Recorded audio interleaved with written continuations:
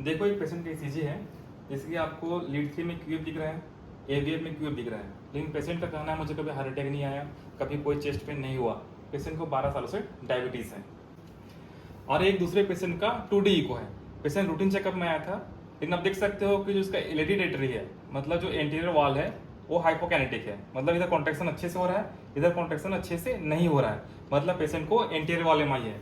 ये apex you है। Apex you आप देख सकते हो, जो एंटीरियर वाला अच्छे से कॉन्टैक्ट नहीं कर रहा है। इस पेशेंट का भी कहना है मुझे कभी हार्ट अटैक नहीं आया। पेशेंट को 12 से 15 साल हो गए, उसको डायबिटीज है। डायबिटीज हमेशा अनकंट्रोल रहता है। तो आप लोगों को लग रहा होगा मैं ये सब क्यों बता रहा हूँ, क्योंकि मैं आपको इसलिए बता रहा हूँ कि पेशेंट अगर डायबिटीज का आता है तो हमको सिर्फ डायबिटीज ठीक नहीं करना है। एक डायबिटीज का पेशेंट अपना एक शरीर लेकर आता है, तो डायबिटीज से होने वाले कॉम्प्लिकेशन से भी पेशेंट को बचाना है। तो बहुत सारे डॉक्टर्स को पता नहीं होता कि किस अप्रोच चालू करना है, खासकर यंग डॉक्टर्स को, क्योंकि हमें कॉलेज में भी इतने अच्छे से नहीं पढ़ाया जाता है। और मुझे लगता है पेशेंट को भी यह अधिकार है जानने का कि उसका जो ट्रीटमेंट है वो सही चल रहा है या नहीं चल रहा है। तो यह जो वीडियो है डॉक्टर्स और पेशेंट दोनों के लिए है, तो ध्यान से देखिएगा, बहुत कुछ सीखने और जानने को मिलेगा। तो आज हम बात करने वाले हैं ABCD ऑफ डायबिटीज। मतलब पेशेंट अगर डायबिटीज का आपके पास आता है तो उसका ट्रीटमेंट आप कैसे स्टार्ट करोगे। तो हम ABCD अप्रोच ऑफ डायबिटीज से स्टार्ट करेंगे, जहाँ A से मतलब है एज, B से body weight, C for complication and D for duration. तो मान लो कि पेशेंट हमारे पास आया, तो सबसे पहले हमें देखना है को या यंग एज का है या फिर एल्डरली एज का है। अगर यंग एज का पेशेंट है तो हम मेटफॉर्मिन, SGLT2 इनहिबिटर या फिर GLP-1 रिसेप्टर एगोनिस्ट से उसका ट्रीटमेंट स्टार्ट कर सकते हैं। तो पेशेंट एल्डरली है, मतलब 50 साल, 60 साल, 70 साल का पेशेंट है, तो उसमें हाइपोग्लाइसेमिया का रिस्क उन पेशेंट में ज्यादा रहेगा। तो हमेशा DPP-4 इनहिबिटर या फिर लो डोज में मेटफॉर्मिन से स्टार्ट करना है। सेकेंड है बॉडी वेट। आपके पास जो पेशेंट आता है उसका बॉडी वेट कितना है हमें एसेस करना है। अगर मान लो पेशेंट ओबेस है, उसका BMI ज्यादा है, तो हमें क्या करना है, SGLT2 इनहिबिटर या फिर GLP-1 रिसेप्टर एगोनिस्ट ड्रग देंगे, है ना, जो वेट लॉस कराने वाले ड्रग देंगे। पेशेंट का डायबिटीज भी ठीक हो जाए और कुछ वेट लॉस करने में भी हेल्प करे। पर मान लो पेशेंट का वेट कम है, मतलब 40 kg 45 kg का पेशेंट है, लिन थीन पेशेंट है, तो हम अवॉइड करेंगे जो बॉडी वेट पेशेंट का कम कहते हैं, क्योंकि पहले से ही कम है।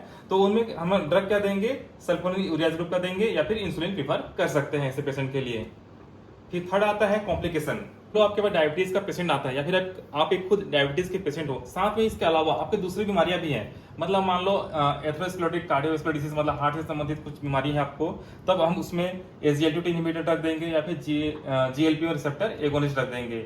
मान लो पेशेंट पहले से हार्ट फेलियर का पेशेंट है, तो SGLT2 इनहिबिटर हमारा ड्रग ऑफ चॉइस रहेगा, है ना।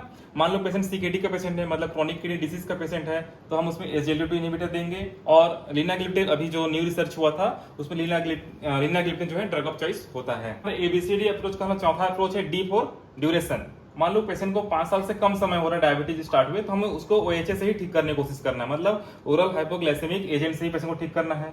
पर मान लो पेशेंट बोलता है उसको मोर देन 10 ईयर्स हो गए डायबिटीज के, या फिर अनकंट्रोल्ड डायबिटीज है, तो हम इंसुलिन थेरेपी कंसिडर कर सकते हैं। इस पे मैं नेक्स्ट क्लास कभी लूंगा, इसमें आपको मैं इंसुलिन कैसे स्टार्ट करना है, कितना डोज देना है, कौन सा इंसुलिन देना है, उसके बारे में हम डिस्कस करेंगे। बहुत लोगों को मेरी हैंडराइटिंग पसंद नहीं आएगी, तो मैंने कलरफुल चार्ट बनाया हुआ है अपने ABCD अप्रोच का।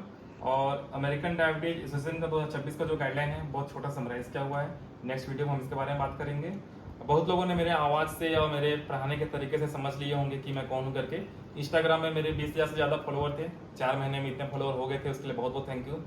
पर अमेरिका के एक मेडिकल एंट्रेंस एग्जाम है, उसका अगेंस्ट मैंने कुछ वीडियो बना लिया था। वहाँ की मतलब बच्चों का सपोर्ट मैंने कर लिया था, ट्रम्प अंकल को बारे में कुछ बोल दिया था, तो मेरे उस इंस्टाग्राम अकाउंट को बंद करा दिया गया है। तो मैंने नया यूट्यूब चैनल चालू किया है, हमारा अकाउंट अभी है, बट मैं उसमें ना तो वीडियो डाल पा रहा हूँ, ना कोई उसे फॉलो कर रहा है। तो हमारे इस यूट्यूब चैनल को सपोर्ट करिए और सब्सक्राइब करिए।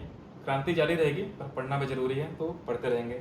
बहुत कुछ सीखने को मिलेगा। ECG, इको, मेडिसिन कैसे प्रिस्क्राइब करना है, कैसे कैसे ट्रीट करना है, अप्रोच कैसा रखना है, सब कुछ मैं सिखाऊंगा।